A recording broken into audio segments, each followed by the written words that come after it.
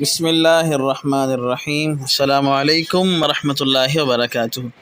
شریعت مطہرہ میں قربانی کے جانور کی قربانی درست ہونے کے لیے ان کے لیے ایک خاص عمر کی تعیین ہے، یعنی بکرا بکری وغیرہ کی عمر 1 سال ہونی چاہیے، گائے بھینس وغیرہ کی عمر 2 سال، اونٹ اونٹنے کی عمر 5 سال پوری ہونی ضروری ہے۔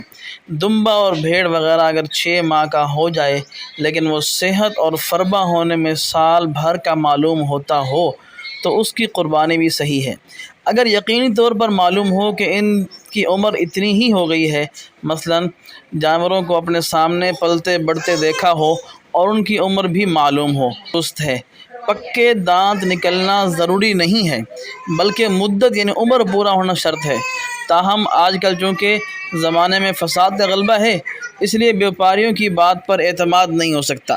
عمر معلوم کرنے کے لیے سامنے والے دانتوں کو دیکھا جائے کہ 2 دانت پختہ ہو گئے کہ نہیں ہو گئے، کچے دانت جو ہوتے ہیں دودھ والے ختم ہو گئے، پکے دانت آ گئے۔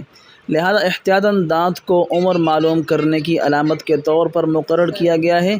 دانتوں کی علامت ایسی ہے کہ اس میں کم عمر جانور نہیں آ سکتا، ہاں زیادہ عمر آنا ممکن ہے، یعنی تجربہ سے یہ بات ثابت ہے کہ مطلوبہ عمر سے پہلے جانور کے 2 دانت نہیں نکلتے۔ لہذا اگر جانور کی عمر یقینی طور پر پوری ہو چکی ہو تو دانت آئیں یا نہ آئیں قربانی درست ہے، اور اگر یہ معلوم نہ ہو تو احتیاطاً دانت آنے کے بعد ہی قربانی درست ہوگی۔ ایسی صورت میں قربانی کرنے سے پہلے اس کے دانت آ جائیں تو یقیناً یہ معلوم ہو جائے گا کہ عمر پوری ہو چکی ہے، پھر قربانی ٹھیک ہے۔ یعنی خریدا تو دانت نہیں تھے، جب قربانی کا وقت آیا تو دانت پورے آ گئے تو ٹھیک ہے۔